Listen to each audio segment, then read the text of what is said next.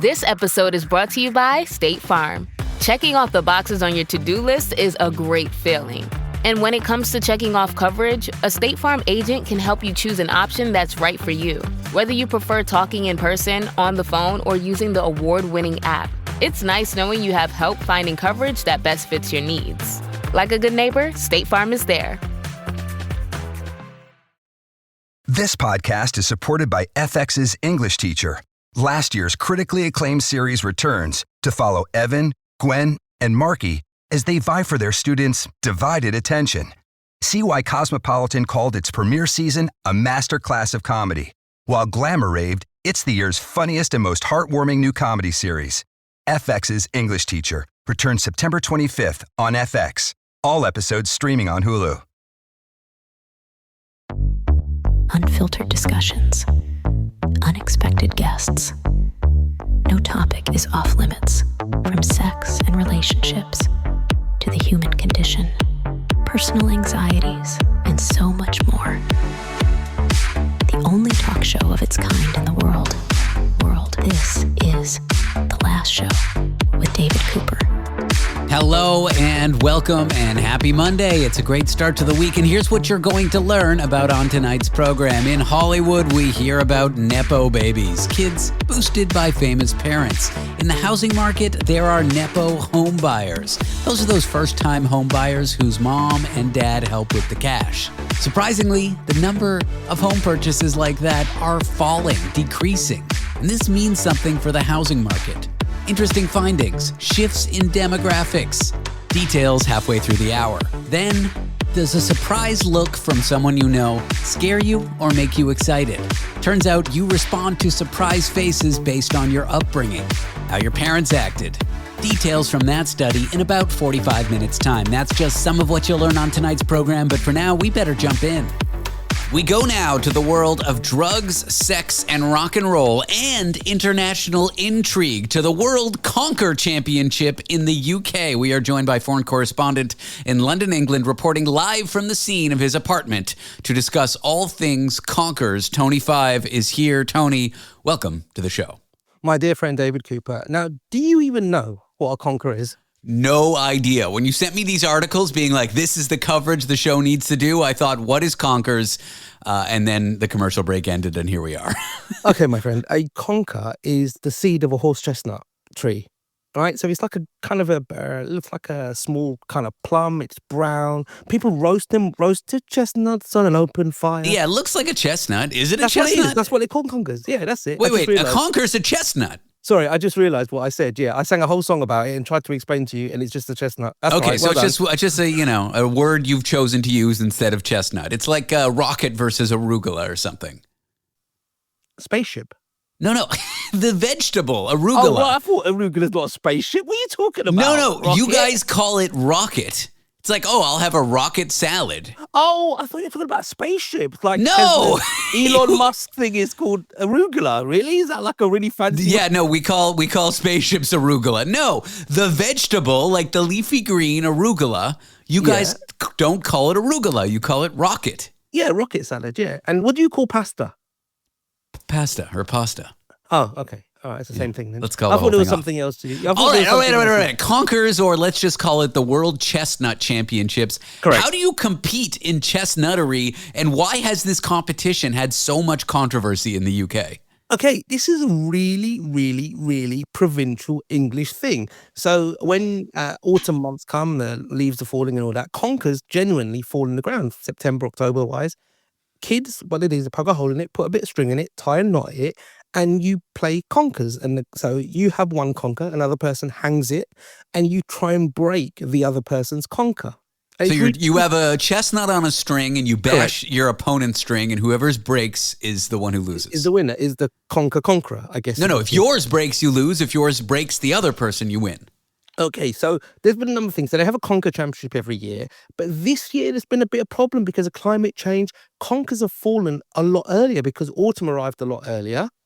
And so they nearly had to cancel this championship. Now, bear in mind, I've got a lot of things to talk about this. Last year, there was controversy, David. Somebody apparently tried to swap out their conker with a metal one. Oh, David Jakins, the world champion of 2024. He said he won the thing fair and square. He did. Side note, he dresses like a leprechaun, which Yes. is odd. Yeah. This is just getting weirder and weirder. I take no responsibility for what David says about the leading world champion in conquering, by the way. But Is he revered in England, much like the king? It's like the king conquers guy and then everyone else. Is that the pecking order? Yeah, so it's the king, Joe Rogan, and the conquer guy. Great. Love that. Idiots. Right. All right. Okay. So last year he was accused of using a stone conker or a stone chestnut to bash his opponents and win. And they break him, yes, because they obviously fracture around the string. And so you'll see kids and they basically hold it like a catapult and they whack it and you've got to aim and all that. So, and that's what a lot of kids play. Like you'll see them. And obviously now they don't because they're on TikTok and they think it's ridiculous. But when I was growing up, we'd play conker. It was good fun. And, you know, you'd have the best conker, you know, the Big Daddy or whatever it was, and you'd win it. And this made coverage like in the BBC. Like, is it that important a national sport, bashing chestnuts, that all of England gathers together and watches? I don't know whether you've seen our football team recently or our basketball team. Have you ever watched English basketball, David? I didn't even know there was English There isn't, basketball. David. There you go, my friend.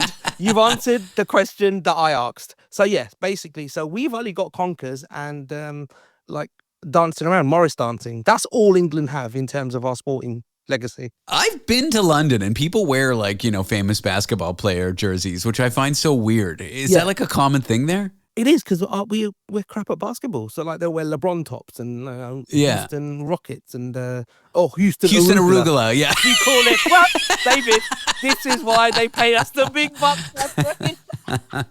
All right. Okay. So this year the chestnuts weren't dropping because they already dropped because fall came early. People will start freezing them. They're trying to preserve them and they're trying to do it. But obviously, you know, people wanted to do it. They thought they could have cancelled the event, but now they might go on because people around the world want to come to it because of last year's controversy. Because that's what I'm saying. This leprechaun potentially cheating, boosted the show's profile, and now people are coming from around the world. The competition's profile. Now people are coming from around the world to bash each other's chestnuts and know that isn't a euphemism for some sort of weird sexual act. Well, horse chestnuts is my Tinder name, David. So, yeah, the World Conquer Championships essentially in this sort of small pub, the Shuckburgh Arms, on the 12th of October. I will not be there because I'll be doing something else. Why don't you go and do live coverage for the show and report from the scene, and that way you can be really live from the scene and not just live from your apartment? In all fairness, it isn't really that far away from me. I could actually go to the show and do a live OB broadcast and interview like the Conquer champions and stuff like that, couldn't I? That would be amazing. I would certainly love that. Well, I'll tell you what, if at least 3 of our callers call into the show, leave a message and say, I would like to have a live OB from the Conquer Championships, I will go and do that. How's that, David? All right. The number 1-888-505-6644. If you want to see Tony 5 report live from a bizarre chestnut competition, Conquer competition. Conquer with a C. Conker. It's a weird word. Yeah, Conquer. It's nice, isn't it? And so that's what British school... We played Pogs. Did you have that in the UK? Is that an STD? No, it was this weird game. It was like originally milk caps, but then they just made them. It was like these weird cardboard circles. And you'd use a circle that was made out of hard plastic or metal to try to flip them.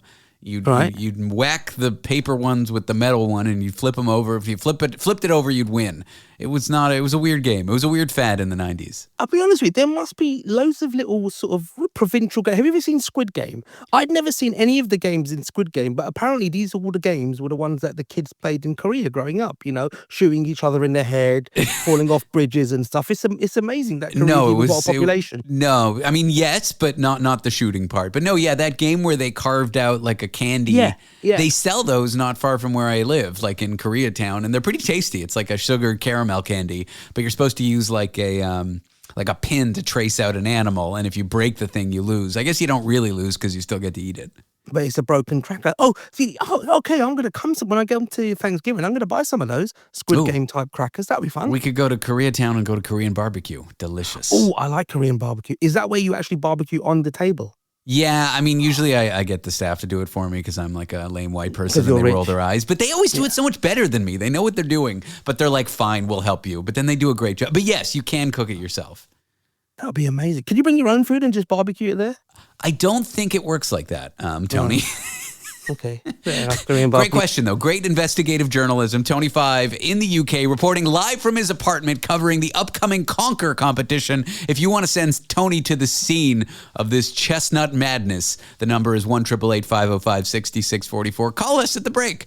Request Tony to do that coverage. I would love it if you went there. And if we don't pick up, please leave a voicemail giving me a compelling argument as to why you would like me to go. And if there's more than 3 of you, which is literally 30% over our average listenership, then yeah, I'll definitely go. Tony, what a pleasure it was having you on the show. Always a pleasure, my friend. Never a chore. I went to the opera yesterday. After the break, more Tony 5 as we discuss who's going to the opera anyway. Want to be part of the last show with David Cooper? Call us and join the conversation. 1-888-505-6644. Routine, adjective, used to describe an individual whose spirit is unyielding, unconstrained, one who navigates life on their own terms, effortlessly. They do not always show up on time, but when they arrive, you notice an individual confident in their contradictions.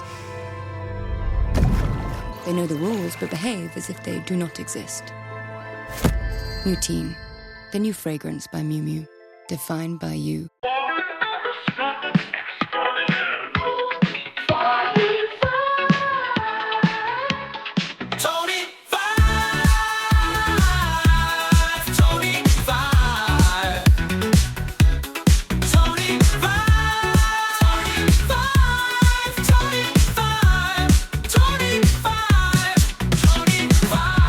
I am David Cooper. This is the last show, and we are joined, as the music might suggest, by none other than foreign correspondent Tony 5 to discuss the opera and David, other things. From one piece of classical music to another, my friend. I believe you and your good lady took a night at the opera. Now, I have never done the opera. It sounds like somebody is in pain.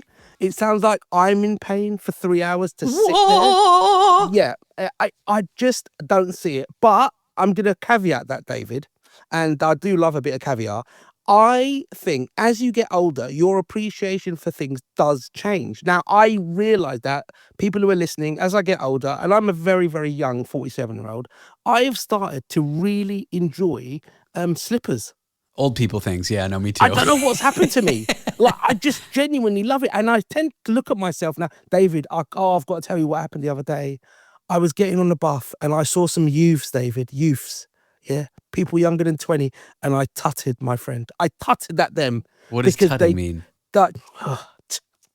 Tisking at them, yeah. Tusking, yeah. We call it tutting in the UK. Tisk. Tusking. Just look at them saying, what a waste of youth. And I felt I wanted to go home and slap myself and do drugs. And then I realised I don't do drugs, and I never did when I was younger. So I had a cup of tea. That's very British of you. No, me and my girlfriend did not go to the opera. I went to the opera with friends. How about that? You have friends? Believe it or not, other than you, occasionally there are figures in my life who are friend-like. Yeah, no, I went to the opening night of the Met Opera, and I sat in the absolute worst nosebleed seats. Okay. My friend had a box, okay, and he said, "What? Do you want to come to the opera opening night?" He texted me that. I said, yes. I said, what's the deal? He said, well, we have a box, which I assume meant there would be a seat for me in the box. Oh, well, did you have to stand in the box for like 3 hours?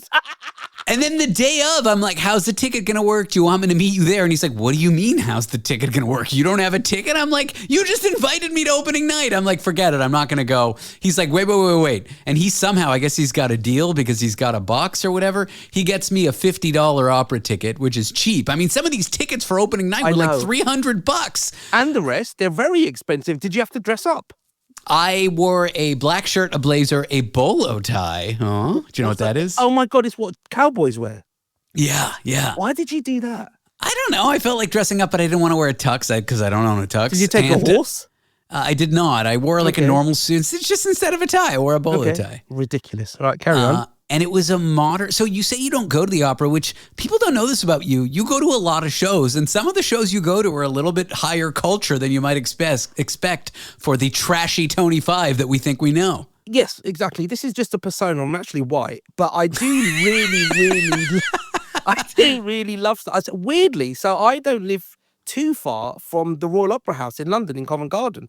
And I did go because they have lovely toilets. I was desperate for the toilet, so I went in there to use the toilet.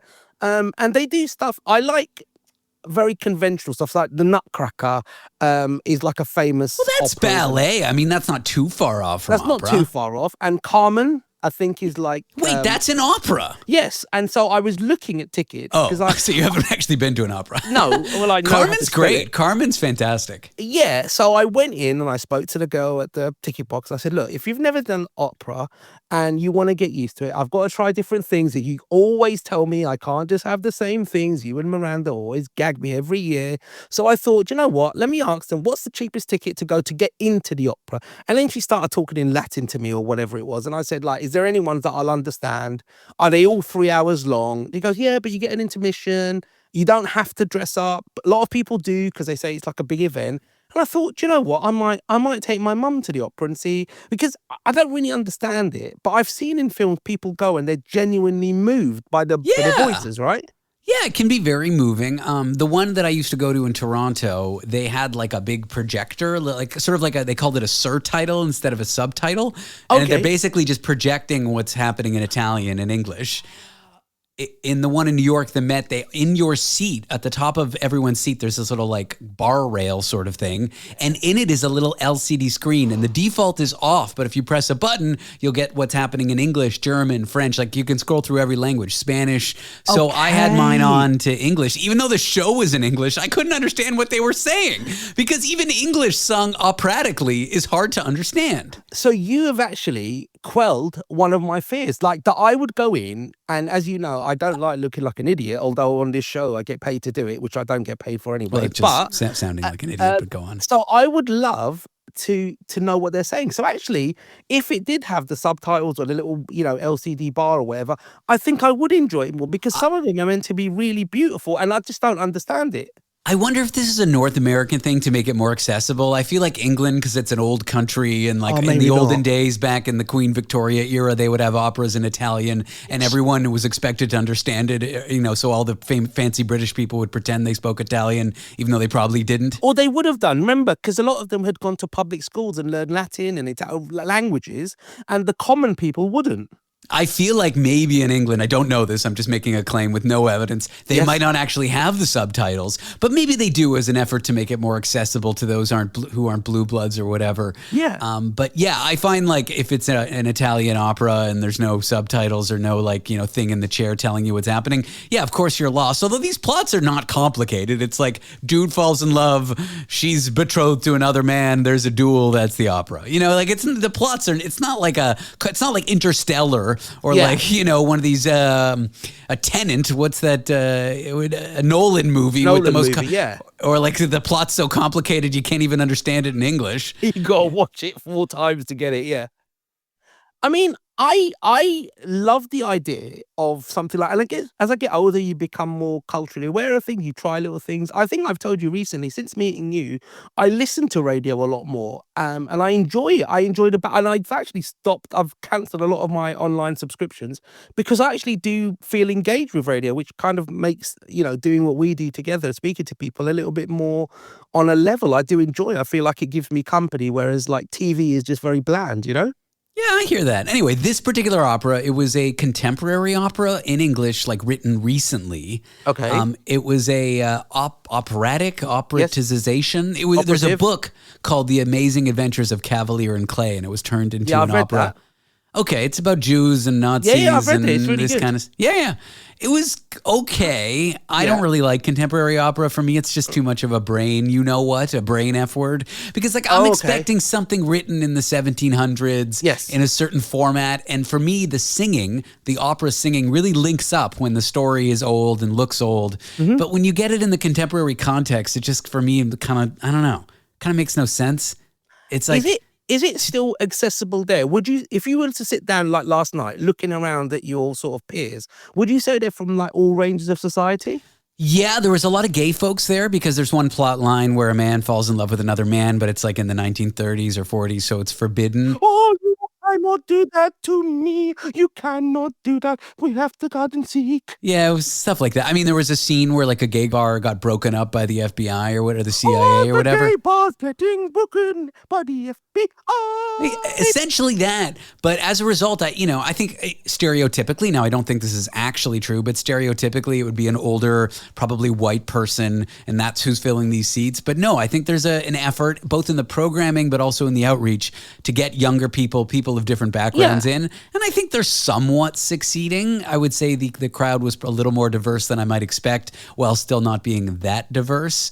I was glad to have gone. It was enjoyable, but contemporary opera is not my thing. Yeah, if they don't have like younger people going, then obviously how's the next generation going to be? It's just going to be empty later on with like idiots like playing on TikTok. So I get how they have to keep it relevant, right? That's the reason why these contemporary things, right? Yeah, I think so, but it fell short for me, but it was enjoyable, and it was cool to go on opening night. I'd never gone for anything like that. Maybe David Cooper, the opera, might be coming soon. I think I'm going to take you to the opera when you come visit me. Tony Five, foreign correspondent in London, England. Tony, thanks for being on the show.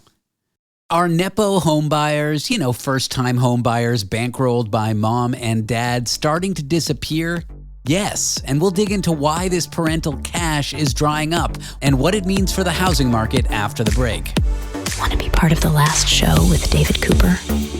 Call us and join the conversation. 1-888-505-6644. Don't chew on that, Max. Cooper loves that chew too. Oh, now he's into Cooper's food.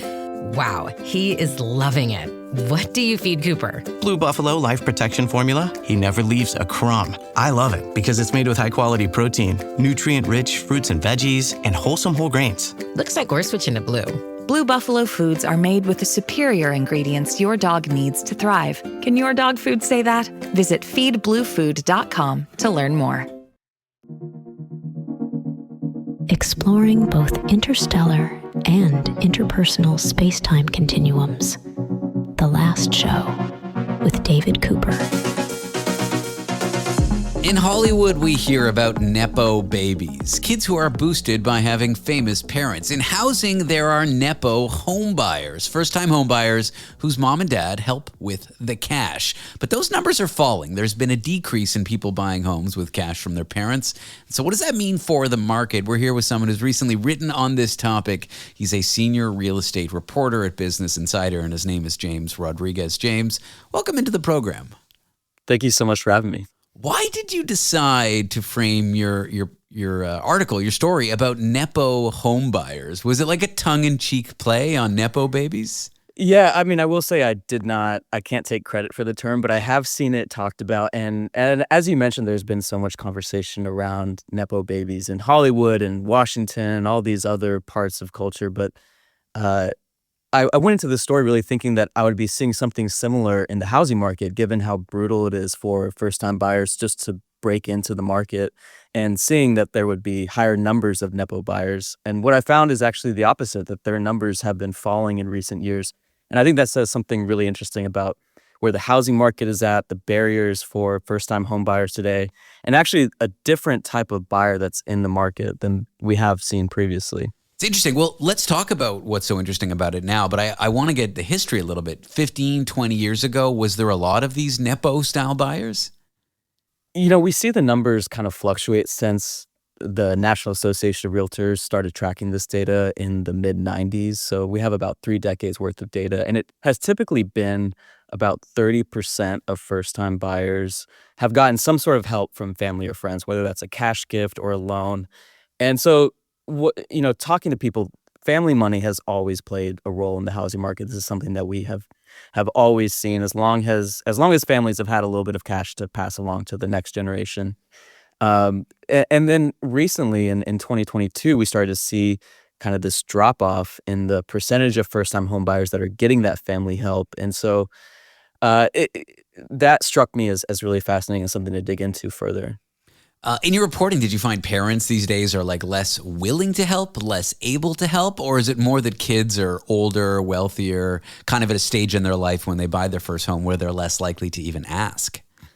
I think it's a combination. So, when I talk to I talked to loan officers who have basically dealt with all of these families that are helping their kids get into the housing market, and they were describing really this rush at the beginning of kind of in the early days of the pandemic, where there was this mentality that you just got to get in at any cost, by any means necessary, just get into the market because it's this runaway train, and we got to get you on board before you get left away. So really, the mentality has kind of shifted where now there's kind of a different type of fear of missing out, FOMO. It's not so much I'm scared of missing out on this, runaway train of a market. It's actually, well, what if I wait a little bit and get a better deal because home prices have risen so much, but now there's some more softness in the market because there are more homes available for sale than there have been in prior years.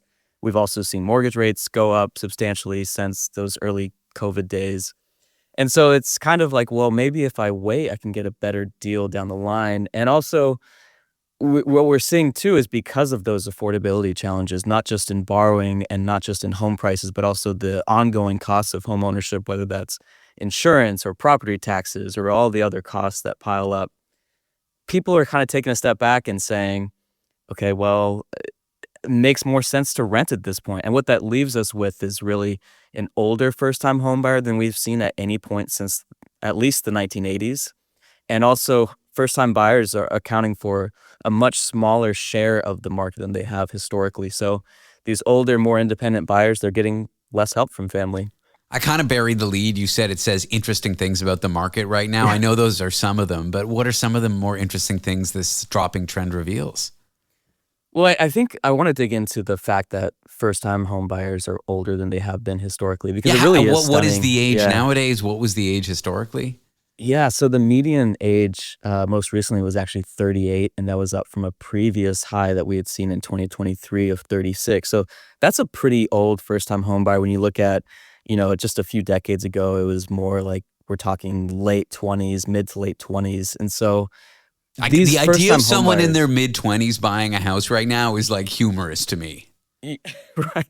But that was, that was really the reality for a long time. You look back in 1980s and you see, so yeah, it mostly was late 20s. I should correct myself, late 20s, early 30s. But you did have, 29, 28, 30, 31. That was pretty typical until we get into these really wild COVID years when you see 36 in 2022 is the median age for first-time home buyers, and then goes down to 35, but then 38 this past year. And so when you have, it was interesting, I was talking to an economist who was saying, when you have buyers really kicking the can down the road, they become less likely to ask their parents for help with each passing year. And that bears out in the data where the older cohort of millennials is getting family help at about half the rate of the younger cohort. And so it really just speaks to the fact that with all these affordability challenges, with the lack of inventory still that we're seeing on the market, it's a lot tougher to break in, and that's why you have older buyers, and also it leads into this decline of the so-called Nepo buyer. This decline of the Nepo buyer, the person who goes to the bank of mom and dad, is it good news for people entering the market? Does it mean that prices are dropping? There's less people showing up with lumps of cash that they got from nowhere? Or does it mean that buying homes is more accessible for people that don't have rich parents or parents with huge amounts of savings? So that's the interesting thing. I think, this downturn in Nepo buyers kind of defies conventional thinking when you think about just how brutal it has been for young buyers to break in. It's like, how is someone getting into the market without a boost from their family, right? So then you would think, okay, well, fewer Nepo buyers, that might mean better odds for everyone else. But I think this trend actually points to sort of troubling changes just in the housing market's makeup when you have, it's not that, it's a more level playing field for everyone else. It's just that buyers are typically delaying these purchases, choosing to rent for longer, choosing to live with their parents for longer, to save up more. And so, it's those years kind of equate to lost years of home equity building. I've talked to economists who they describe this housing market or housing economy of haves and have-nots, where you have people that broke into the market prior to COVID and they got all of those gains from the home value increases. And they're just at such a different level than people who are trying to break in nowadays and have to save for a bigger down payment. They have to also deal with higher borrowing costs. We've seen the typical mortgage rate declined a little bit and over the past few months, but it really hasn't been enough to incite this wholesale rush to the market again. So it's just a completely different playing field than it was even a few years ago. And are housing prices dropping because of it, or are sellers like holding out? They're thinking, I'm not going to go to market today because I won't get the price I want. So that's the interesting thing is this is something that's repeated a lot, but real estate is local. And I think we're seeing that especially today when in some areas, like in the lower half of the U.S. in the Sun Belt, where they built a ton of new housing, we have seen prices decline from the peak. But then you look at the Midwest and Northeast where there really wasn't as much home building and inventory is still really tight. So I talked to the mother of one so-called Nepo buyer. She helped her daughter buy a home with cash in Illinois because they were concerned that there would be so much competition for homes that they just didn't want to lose out still. So you still do see that mentality in some parts of the U.S. And as I mentioned, the Midwest and Northeast, much different dynamics than most of the Southwest. I'm from Austin, Texas originally. We've seen home prices drop a lot from the peak there. And part of the reason is they just built so much housing during the pandemic. Well, the piece is called Rise and Fall of the Nepo Home Buyer. You can read that in Business Insider, where James Rodriguez works as a senior real estate reporter. James, thanks for talking to me about this topic. I appreciate you coming on the show. Thanks so much. This is fun. In just a few minutes' time, we ask the question, why do some people see surprise as exciting while others see it as alarming? For example, you come home, you see a surprised look on someone's face. A new study says that parents may hand down this emotional lens, the way you look at other people being surprised, to their kids. That's right, emotional bias across generations. We'll unpack this study after the break. Want to be part of the last show with David Cooper? Call us and join the conversation. 1-888-505-6644. So good, so good. New fall arrivals are at Nordstrom Rack stores now. Get ready to save big with up to 60% off Vince, Kurt Geiger London, and more. How did I not know Rack has Adidas? Because there's always something new. Join the Nordy Club at Nordstrom Rack to unlock exclusive discounts on your favorite brands. Shop new arrivals first and more. Plus, get an extra 5% off every Rack purchase with a Nordstrom credit card. Great brands, great prices. That's why you Rack. Smart, sharp, and slightly unhinged. Late night's fresh perspective. The last show with David Cooper.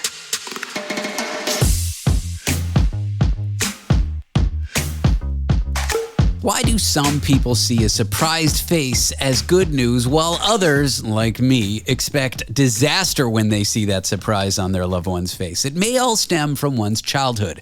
A new study suggests that parents may pass this emotional lens onto their kids. That's right, how parents talk to their kids may affect the way they see the world emotionally later in life.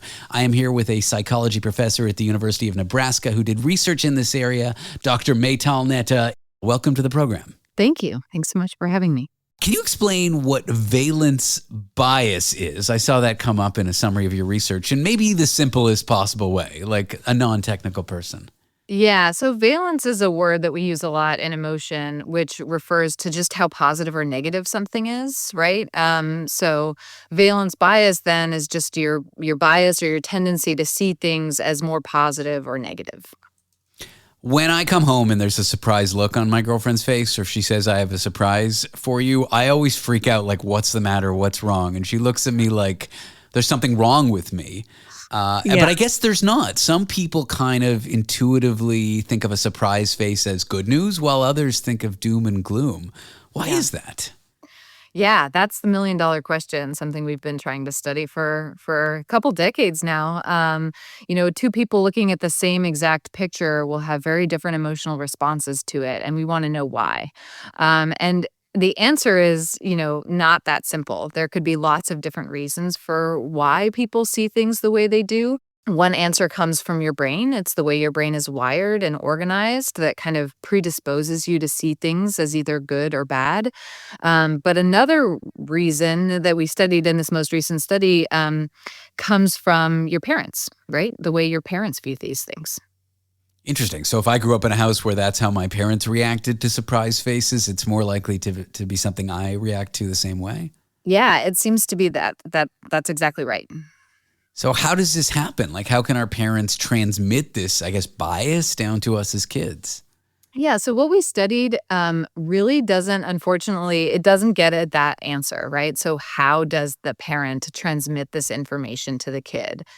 What we found is that kids who report that they have better communication with their parent, and that could be both in the amount of communication they have with their parent or the quality of that communication, those kids tend to have a valence bias that looks more like their parents. And so that's kind of the starting point, really, of a bunch of other questions that we could ask. And one of those is, like you said, how does that happen? Is there some kind of genetic explanation that kind of links the way the parent views things to the way the kids then view them? Is there some kind of modeling explanation, like the parents behave in a certain way and the kids just sort of pick up on that over time? Or are the parents explicitly teaching their kids, when you encounter these kinds of scenarios, you should see it or view it in this sort of way? And we really don't yet know the answer to that. If a parent leans negative with this sort of stuff, does that mean the child is more likely to be pessimistic, maybe anxiety, maybe more anxious? I'm asking for a friend here. If the parent is more positive with the way they see things like surprises, is the kid more likely to be an optimist? Is that something you looked into? Yeah, so I mean that's certainly an important question, right? Because one thing we've studied so far just in within individuals is somebody who tends to see these things as more negative, right? They have a more negative valence bias. They are more likely to have symptoms of depression or anxiety. They are going to have a harder time at regulating their emotions, or at least they'll be more likely to have difficulty regulating their emotions. It's not necessarily the case that they will. So there are certain relationships with mental health and even physical health. So. How might these findings connect to things like news headlines or even like social media posts, things that might contain surprises or allude to a little bit of a topic and then we immediately interpret it as negative? Does it connect at all? Yeah, absolutely. I mean, we talk about surprise a lot because it's really the only facial expression that could be interpreted as positive or negative, right? When you see a sad face or an angry face, you sort of know that means something negative, or a happy face means positive. Surprise is really ambiguous, right? So when we study surprise, it's because we really want to study ambiguity. And ambiguity is everywhere. So if you put facial expressions aside for a moment, if you're talking about news headlines or, pictures in the news, there is so much ambiguity in our daily lives. And many of the studies that we've run have shown that the way people view surprised faces is highly related to the way they view all kinds of ambiguity. Interesting. What you looked at mostly mothers and kids, less so fathers. Do you think are there any open questions for the way that fathers might interpret this and how they might pass this down to children? Oh, for sure. So the study actually recruited the child and their primary caregiver. We didn't put any kind of a priori, rules on who that person could be. And it just so happened that in this sample, the primary caregiver was the mother in 90% of the cases. So there definitely could be interesting effects with the father, and we just weren't able to study them in this particular sample, but we certainly will.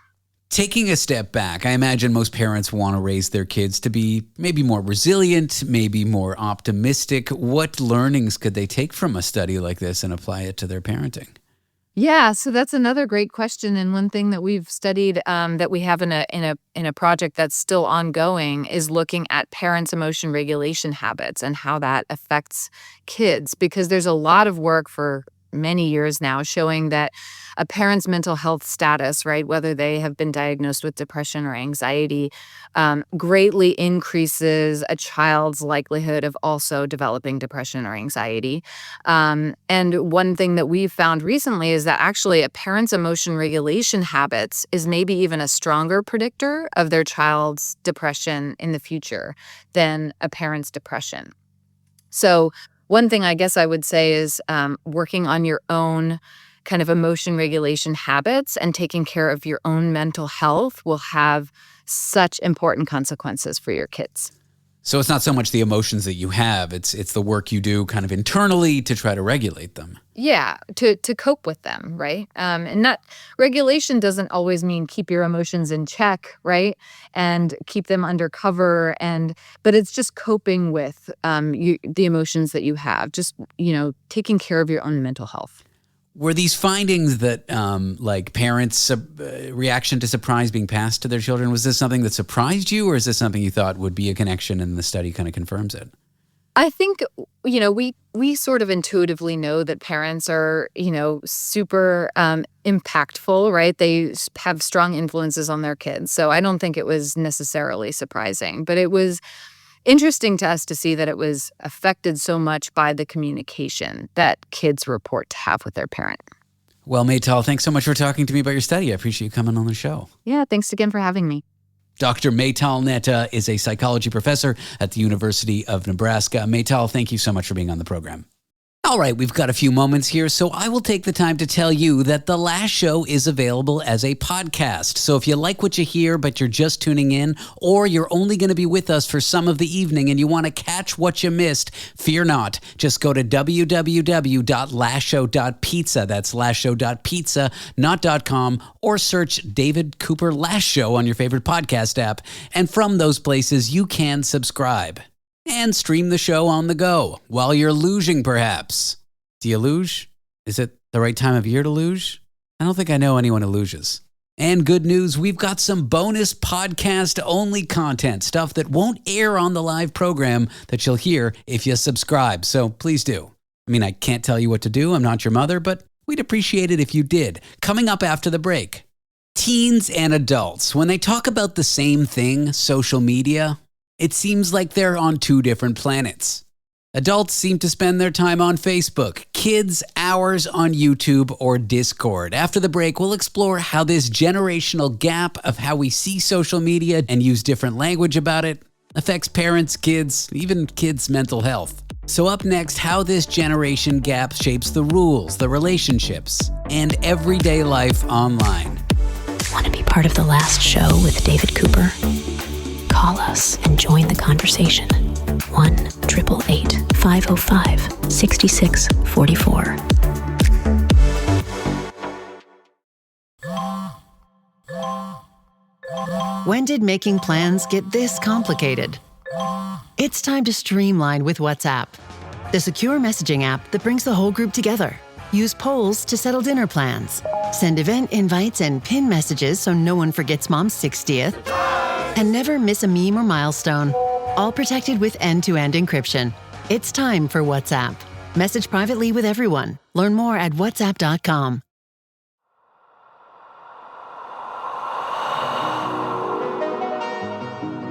The show that asks the questions other shows are afraid to ask. The Last Show with David Cooper. Young people and teens may use social media in similar ways, but speak very different languages about them. There is a generational gap in how we interact with social media, and that means something for kids, their well-being, what adults think of kids, and that's what we're going to discuss here with Dr. Adam McCready, who has done research in this area. He's an associate professor of educational leadership at the University of Connecticut. Adam, welcome into the program. Thank you for having me, David. Appreciate it. This is a classic line that young people say, I'm not on social media, but then they proceed to spend hours on YouTube or Discord. Are young people, in fact, not on social media the way that I think adults think of it? Yeah, it's a great question. I would say, yes, there is a generational divide between how adults, like folks of our generation or older, view and perceive social media and how kids view social media, right? And I think our adolescents are viewing social media as the apps and platforms themselves, like particularly like TikTok or Snapchat. The challenge here, right, is that as apps become more popular, or in general, like there's YouTube, right, is bleeding into what TikTok is doing, and so how users engage with it are taking on more social media like characteristics. So like I would say most kids don't view YouTube as social media, where if you look at actual properties on it, on how they're interacting with content, the short reels right now, right, YouTube shorts, like they are essentially on social media, but many kids are not perceiving it as actual social media. They see this divide between things like Facebook or, I mean, even like LinkedIn is a social media platform that young people aren't really on. Talk to me about gaming, because to me that looks and smells exactly like social media, interacting with people on the internet. You're at home with your headset on or whatever. Would you consider that to be a form of social media young people do that older people are doing less? Yeah, I think adults, we would perceive that as social media. And the study that I did with my colleagues, adults over and over again named gaming, right? Particularly where like they're using chat functions or talking to folks on their gaming platforms as social media. Kids view them as games, right? And they don't view them as social media, despite the fact that like Roblox or these games like Valorant or Fortnite have very much embedded social content. And again, I think this is part of this generational divide on kids are like, well, I'm gaming. I'm not on social media. I'm not on the apps. But more and more, there's this ubiquity across electronic platforms that are taking on social media-like aspects or are, in fact, social media. So talk to me more about your research. Like, what did you specifically set out to study and what did you find? Yeah, so we were funded to study the intersections of adolescent social media use and mental health. And so to initially get a lay of the land, we interviewed parents, adults, particularly like educators and other school administrators, because we were looking at particularly with students within the Connecticut public school system. And to get a sense on their perceptions of adolescent social media use before we really moved to collect data from students. And so part of this study that I think is particularly interesting is we were like, well, how are parents defining social media before we start talking about it? And that's when we realized just how broad adults view it, right? Essentially, almost anything that kids can access on a personal electronic device like a smartphone, for many adults, is perceived as social media. And we realized it didn't necessarily line up with the definition that we were using as researchers, nor how kids actually view social media itself. And how are kids viewing it? Like, how is it so much different than how the way we view it? Yeah, again, I think most adolescents are viewing it as strictly being on the apps, right? And I think particularly for the younger adolescent generation, it's around TikTok, it's around Snapchat, Instagram, right? It is being active on those platforms. And if they don't have specific platforms, or for our generation, right, Facebook, which is now like that's the grandparent social media app. But if they're not on specific apps, then they're not on social media. But again, for our generation, Discord, Reddit, like those things are taking on more and more social media like properties and are viewed as social media among older adults. I think we always assume that social media is pretty much harmful, addictive, bad for sleep, damaging for mental health. We compare ourselves to other. We walk away from an hour-long session feeling less happy than we were before. Is that always true? Are there positives that we miss when we look at social media this way for adults and for young people? Yeah, I think the broader public narrative paints social media as negative, right? And particularly like bad for mental health or other outcomes. I would note quickly, by the way, that prior generations would note like any emerging media as bad. Back in the 1950s, comic books were perceived as bad for mental health or bad for kids. Right? When I was a kid, it was like Nintendo, like the 8-bit Nintendo was bad for kids. Yeah. Yet here we are, right? And so I think are there detrimental outcomes like addiction or sleep deprivation? My research. Some of our emerging research findings are that, yes, when it gets problematic or addictive, there are negative outcomes. I would say general social media use generally has a low effect on like mental health or is not really that negative. And in fact, like there can be benefits of social media use, like finding friends that you have never connected with, like building relationships. Community.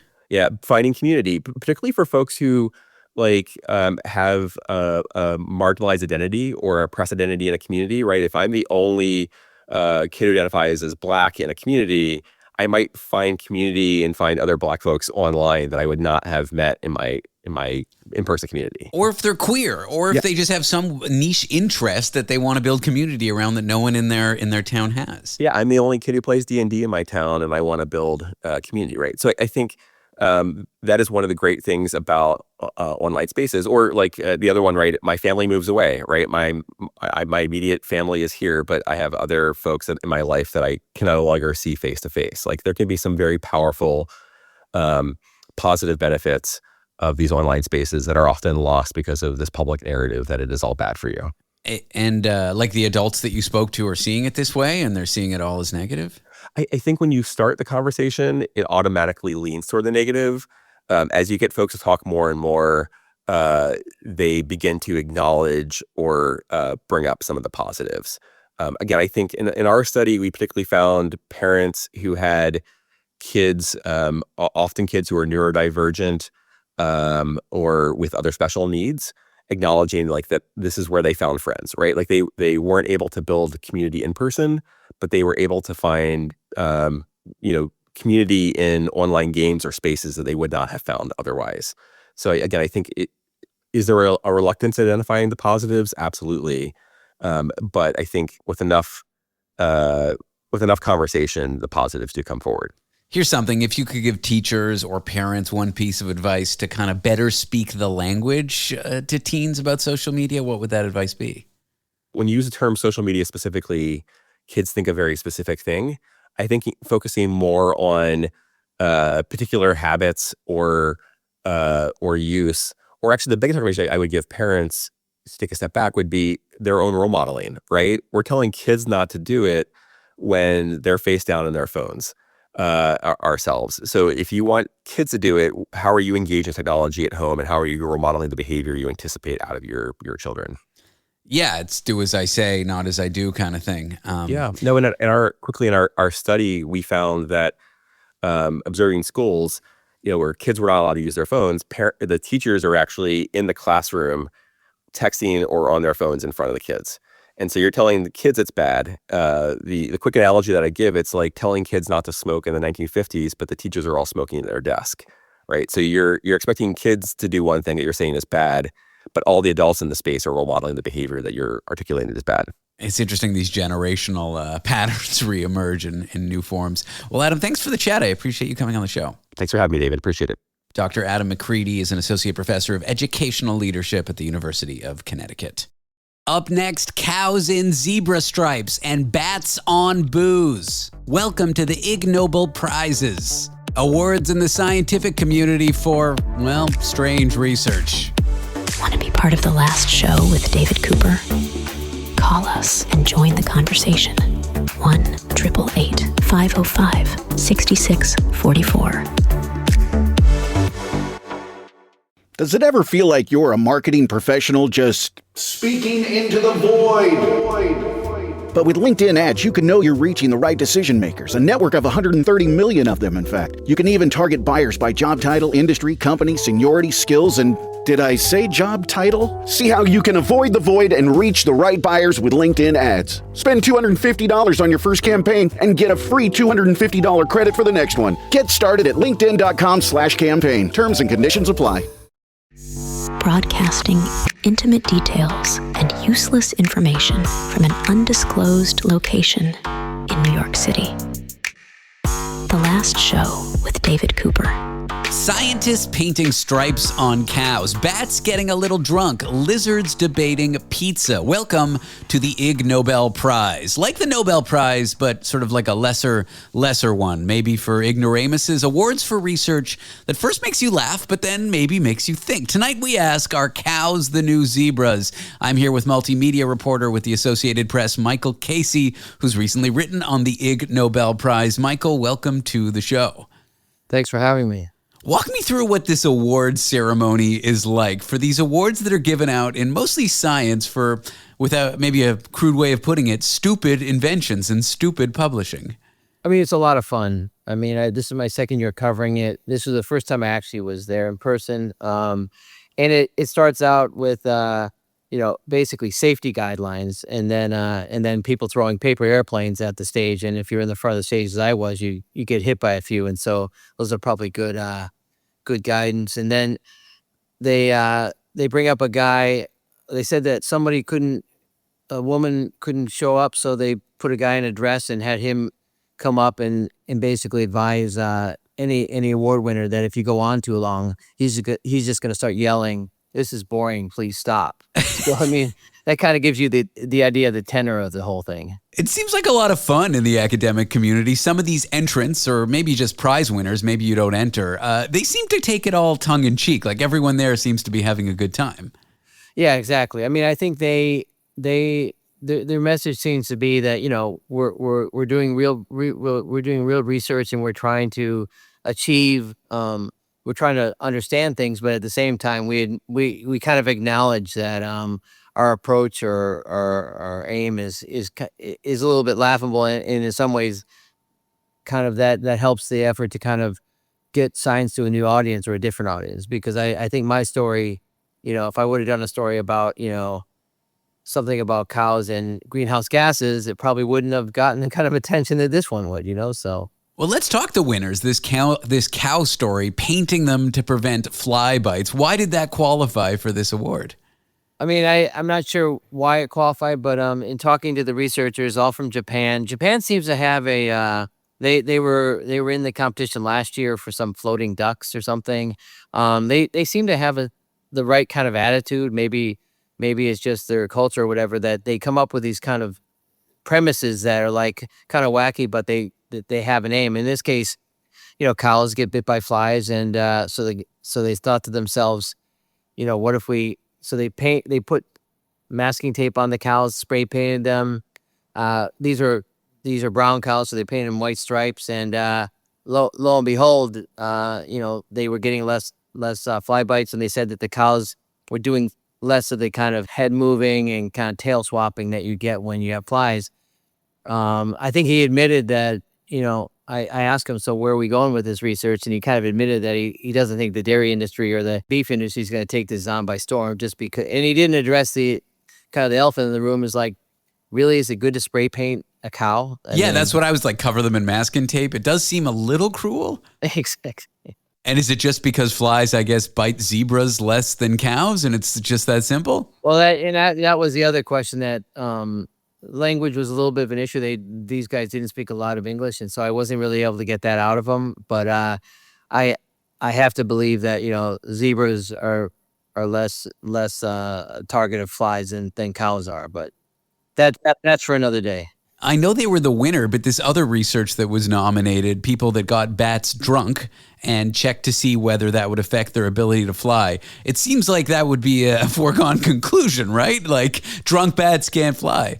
So to be clear, there's 10 winners, and the bats was a different prize. So there's 10 prizes, basically biology, psychology, I can even run them down, but it's chemistry, peace prize. There's a peace prize, and the peace prize is kind of funny because that was one where these Dutch researchers found that if someone gets drunk, they actually believe they're speaking, they can speak a foreign language better, and in that case, the researchers again were acknowledging that they're not encouraging people to get drunk, but they said, and they did admit that.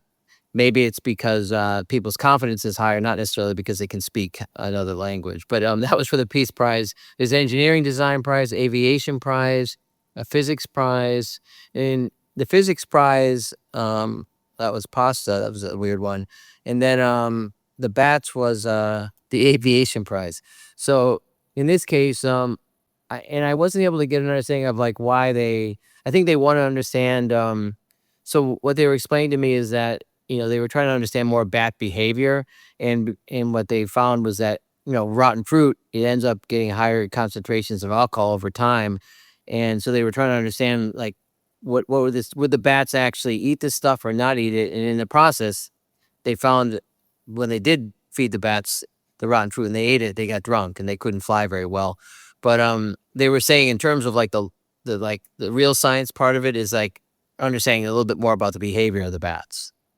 Well, it seems like it's a lot of fun. Like these bad researchers from Columbia like happily accepted their award. What about it makes it such a fun a community event for those who are doing scientific research? Well, I mean, they have Nobel laureates that like will get up there, and they're kind of seated in these chairs, and so they're given like different along with some of the prize winners. These are serious scientists that have studied everything from global physics experiments to global poverty, and these folks get up there, and so they're like, in the case of the winner of these guys were studying how to make a better pasta, these Italians, and they really went crazy on stage. They had a guy that was dressed as in a cook's outfit with a fake mustache. They had somebody who was dressed as a ball of mozzarella, and I think the understanding was that if you have too much mozzarella in your pasta, it's going to mess with the sauce. And so they had these guys with spoons hitting the mozzarella, and at the end of it, they served pasta to the Nobel laureates on stage. So that's a good example of kind of the fun that happens, To the average person who like isn't a postdoctoral researcher at Harvard, the academic community and all its weird nuances can seem, for lack of a better word, maybe inaccessible. Do events like this help make scientific research in that community accessible to the average person?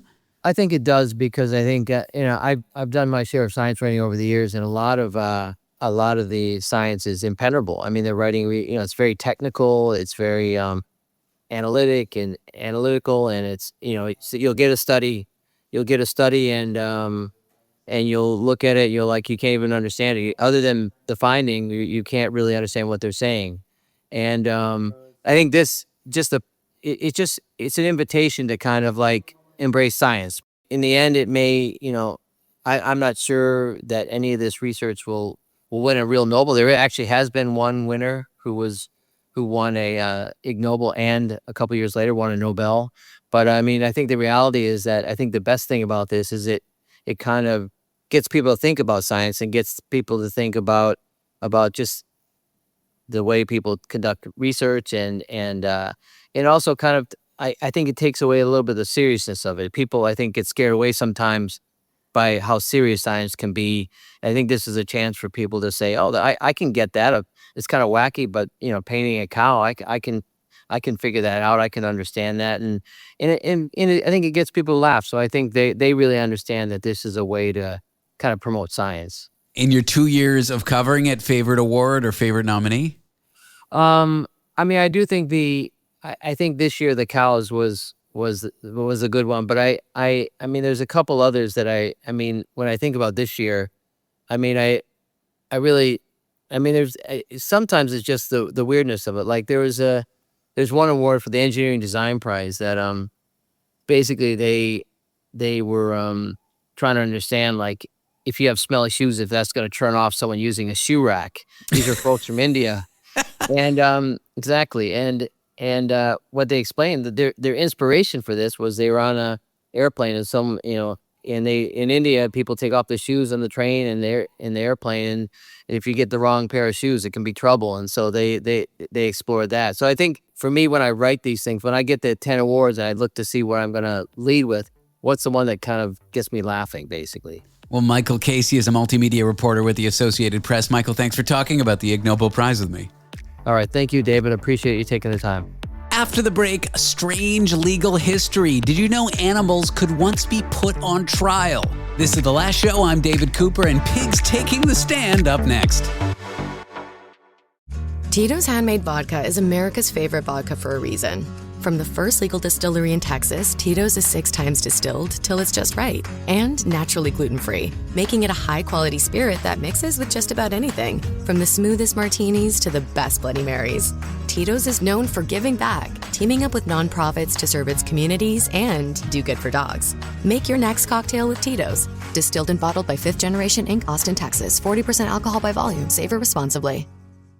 The Last Show with David Cooper. Procrastinate your life away with us. We are here to discuss all the questions you have and maybe some that you don't about animal law. Here with V. Victoria Shroff, KC, animal law lawyer and adjunct professor at the Allard School of Law at UBC in British Columbia, Canada. Victoria, welcome in. I'm so excited to talk about medieval animal trials. Thanks for having me on, David. This is something I did not know ever existed. Can animals be held culpable for their crimes? Nowadays, maybe not, but back in the day, maybe. Yeah. So starting in the 1300s in Europe, all the way up to the mid 19th century, we had animals on trial in different places in Europe. So it was kind of crazy to think about now, but it really happened. And these trials were both secular and ecclesiastical, and they often overlapped. But I think that the trials of yesteryear Europe illuminated animal protection and rights in the modern era. Okay. So there were two different types of proceedings in these cases, either by offense or the type of animal involved. So some courts would try animals based on a physical harm or killing of a human. And judges heard these cases and decided on the punishment.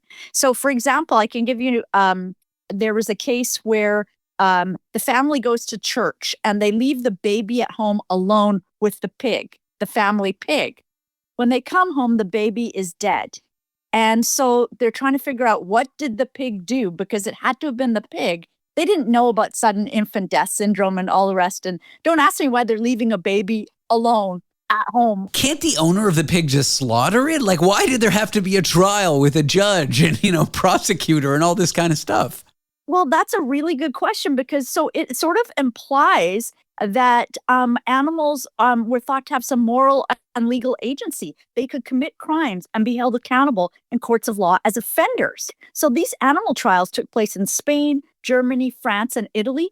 And animals were named as defendants. And so what's cool about that is that an animal sort of had a voice in the legal system at that time, which is something that I've been fighting for 25 years. And yet when you go back to yesteryear Europe, they did have something where they could actually appear in trial. And so I think in those days, it was really for a sense of restoring order in society and bringing back some balance and harmony. What I'm thinking of is like what would happen today in today's context. I'm thinking of maybe dangerous animals. I guess this is a good example. Absolutely. So I just had a chance to release an update of my book, Canadian Animal Law. And in the second edition, I draw the parallels between these ecclesiastical trials of animals on the docket and with dangerous dog cases today, death row dogs.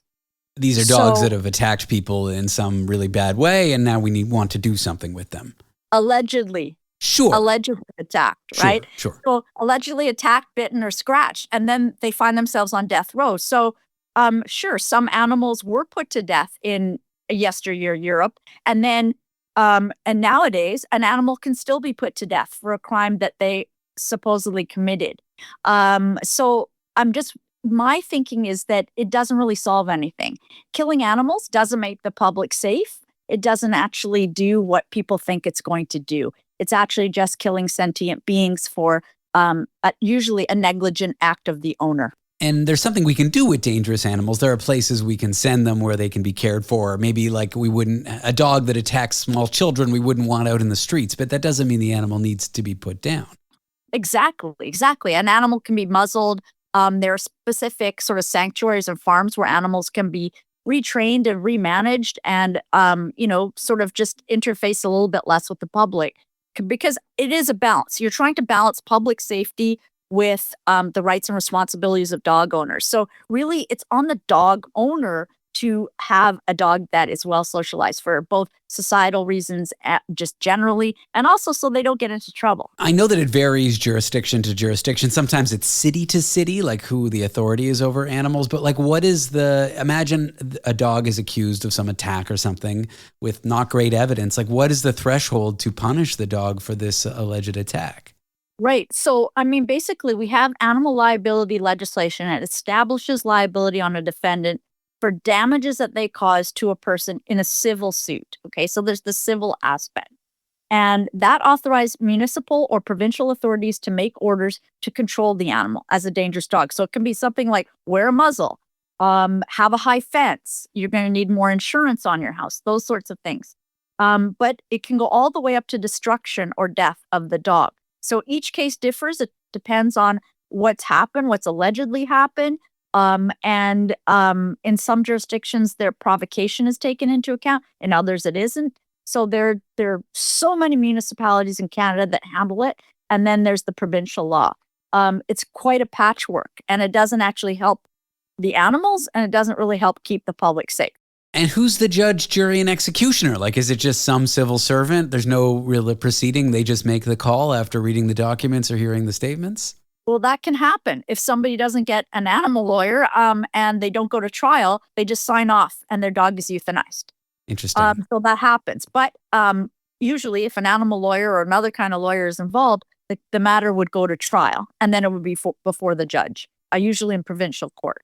So, and it depends, again, by province to province. But yeah, I mean, animal trials are really serious. I've been doing animal trials for many, many years, and they take 3 to 5 days of trial. It's not something that's over and done in a day. You'll have multiple witnesses talking about the character of the dogs. The vet comes in and talks about the behavior patterns of the dog, whether or not they opine that the dog's actually dangerous and requiring the ultimate horrible thing of death to somehow keep the public safe. Well, what we're covering is all very negative. We talk about this medieval trial. You gave the example of the pig. That's the pig's on trial for death, I imagine, for the death of a baby. We're talking about dangerous dogs. Are there cases where the trials can have a positive outcome, where we're really sticking up for an animal, trying to get it out of situations that maybe we wouldn't want it to be in? Yeah, definitely. I mean, we have lots of different cases where you have to sort of see the idea of animals as property under the law, and that's still the case today, and it has been for hundreds of years. Animals are seen as property under the law. So while in society, I think we see ourselves as really accepting of animals as family members, the court is slowly starting to catch up through, for example, legislation that we have in BC. In 2024, in January 2024, BC introduced animal custody sort of legislation for animal ownership within the Family Law Act. And this is groundbreaking because it sees animals as sentient beings. And that hasn't been done anywhere in Canada. So it's actually a really big deal. And that's a super positive development in animal law. One of the greatest developments in the 25 years I've been practicing, to see considerations for animals built right into the law. Are there cases where like animals are rescued in like a trial-like proceeding? Yeah, there are also cases where an animal gets to go home with their owner. Like they are found not to be dangerous, for example, and that animal is released back to their owner without conditions in BC and in other places with conditions. So it just depends. But yeah, there are lots of cases. There are also good news stories, but the news tends to follow the negative and see, why isn't public safety working? Why are these dog attacks on the rise? And we also have to see that pet ownership has gone through the roof. And when people adopted during COVID, they didn't have a chance to properly socialize their animals. And so we're seeing the fallout from that right now. And we're, when that dog who isn't socialized is out in the park, there's probably going to be an incident that's going to happen if, they're off leash. And I say probably because it's quite high. The incidents of things happening are quite high, but they're not all going to put a dog on death row. Like some are just going to be ticketable offenses and things like that.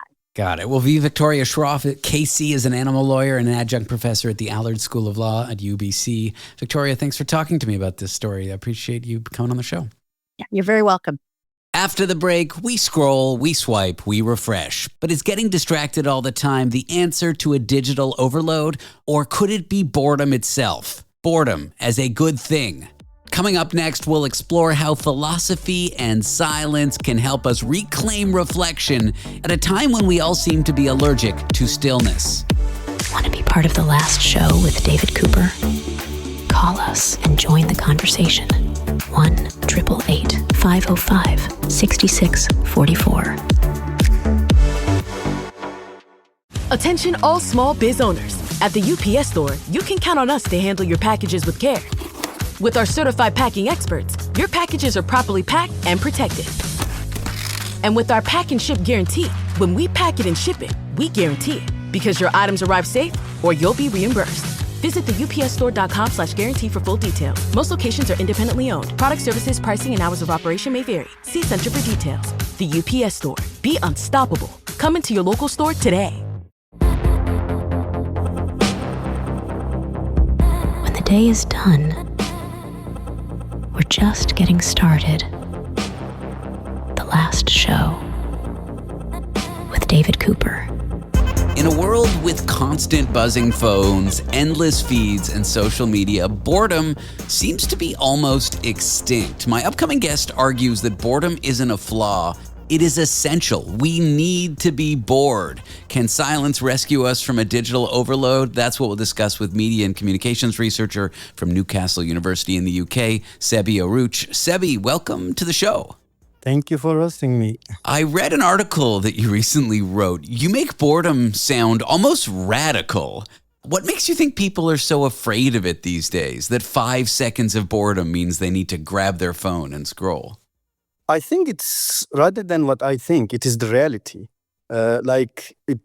From people at very early ages to very I have done some research, and 60-year-old unschooled women are using their phone when they're encountering few minutes of stillness. So it's not, I don't think it's what I think. It's the reality of contemporary time. And I think the reason why we are so much turning into our phones, our computers, TV, is because we are almost afraid of boredom. We are afraid of stillness, slowness. What makes boredom so unpalatable? What makes boredom so difficult for us? What makes us want to just not be bored the second we're confronted with boredom? Yeah, that's a very important question. And if we ask someone let's say Slovenian philosopher Zizek, it would be because we are afraid of facing ourselves, because our self is not so great. But my argument is different. My argument is because we have been living in a world where we constantly almost feel the need to do something and to be distracted. This is I think it has to do with capitalism as an ideology, as a worldview. It almost you need to see the world as a place that you need to constantly do something, constantly improve yourself, constantly be part of the system.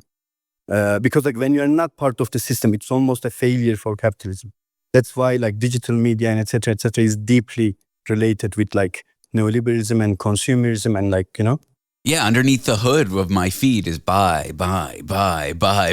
isn't it? I mean, between the sponsored ads, between people showing off their stuff that they purchased, capitalism is really there in social media. You're right, they are very much linked. And I think we are at a new stage of capitalism where capitalism has exploited everything, and the only thing that is left is our attention. It's our time. It's our soul. This got deep very quickly, and I like where this is going. What is the benefit to being bored? I was on a flight the other day, and my phone, I didn't have internet. I didn't download any music. I didn't want to watch any of the TV shows. And I just sat there and stared into the abyss. And my girlfriend thought I was crazy. She was reading a book or something. And I really enjoyed the flight. I just enjoyed sitting there. What benefit does being bored, doing nothing, not scrolling confer to us? That's actually I think the next part of this essay is going to be about this. And I think it's mostly, so there are two kind of the philosopher that I'm referring, Heidegger, makes a distinction between two types of boredom. One is superficial boredom. And he actually gives pretty much the same example. He says I'm not talking about the boredom you have when you are waiting for the train that has been delayed, because that's not the boredom that will bring you, profound questions, rethinking about yourself, rethinking your relation to the world. Do you mean deep existential boredom? Like that crushing, existential dread that you don't know what the future holds, or that you might be deeply unhappy? Are we talking about the deep boredom? Not necessarily. I don't think it's necessarily unhappiness. He does call it profound boredom, and he says it's an ontological status rather than a psychological, fleeting feeling. It's more about, so like the superficial boredom is the one that we have when we are waiting for a delayed train. And this doesn't bring us anything. Like, you are not going to make a new, like, discovery about yourself or like art or like, your life or political activism, let's say, while waiting for a delayed train. That won't happen. That won't happen. But if you like kind of quote unquote resist the temptation to continue, immediately kill this superficial boredom and let this boredom, like let's say like for the first 5 times you're not doing anything during this flight. When you let it to go to the stage of profound boredom, that can open a gate for you to relate with the being or with existing in a different world, in a different way that you have been. What this means is that you can, for example, discover something about yourself. You can discover, you can make a new kind of art. Like, I genuinely believe if this much destruction was there, we wouldn't have had Shakespeare or Dostoevsky or like, Tolstoy. We definitely wouldn't have them. I feel very fortunate having been like a young adult in the 90s when I had to like sit at a computer and wait 15 minutes for it to turn on and wait for everything to load on the internet. I feel sort of fortunate that I had crushing boredom in my youth, and kids aren't getting that these days. Exactly. And it starts at a very early age. Like, I have been visiting some family and etc. over the last few months, and like it starts at the age of 2. Like at the age of 2, people are like kids are scrolling down. And like my argument is that like the problem with digital culture is that it promises to like end your boredom, but it actually increases it. Like people are bored, they turn to their phone and they are still bored. The study that I was quoting in my essay shows this. Like the problem with digital culture, it doesn't kill boredom and it prevents us from getting profound boredom. So we are stuck in the superficial boredom. Interesting. Which is not helpful in like your daily life, but also not helpful in the way that you can, like, for example, do something artistic, do something creative. Think about like a different way of organizing if you are like a community organizer or like an activist, like, Yeah. Whereas like the existing distractions continuously, that's how its relationship with capitalism becomes important. It just basically says the world is like this and it should be like this.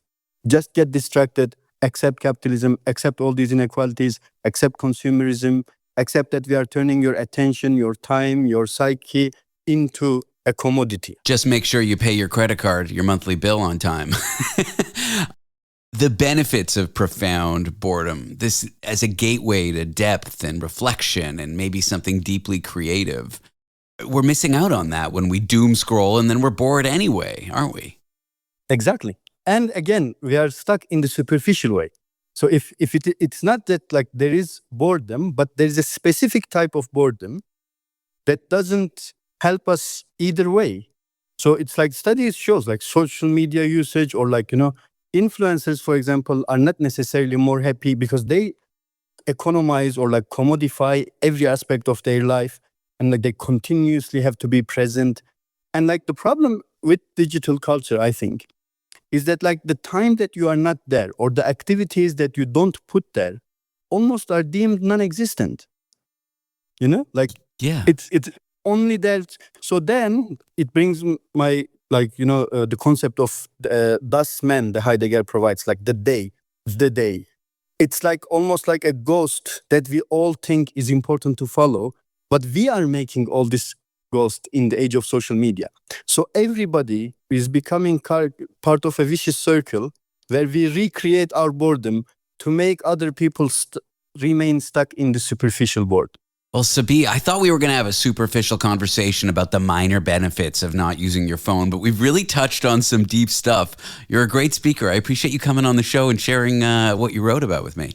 Thank you very much. I appreciate you hosting, and I hope we can get rid of superficial boredom and have some profound boredom that will lead us, all of us, to like, rethink and not take things for granted and invent and create. Me too. Sebih Oruç is a media and communications researcher at Newcastle University in the UK. Sebih, thanks again. I appreciate you coming on the show. Thank you very much for hosting. I appreciate it. That's a wrap on our Monday night show. Thank you for tuning in. Did you know that the last show would love to hear from you on the phone? Our telephone number is 1-888-505-6644. That's 1-888-505-6644. If we don't pick up, leave a voicemail. We might even call you back. I'm David Cooper. This was The Last Show. Catch you tomorrow. Hey girl, this is a legging emergency. Ugh, my favorite Lululemon leggings, the ones you got me years ago. I think they're a line maybe? Well, I just got back from my trip and I think I left them at the B&B. Girl, I need to replace these. Could you send me the link to where you got them? I need a pair ASAP. Also, my birthday's coming up, so... Anyways, thanks girl, talk soon. Looking for your newest go-tos? Lululemon What's New Gear drops on Tuesdays, every Tuesday. Head to lululemon.com to shop What's New Gear.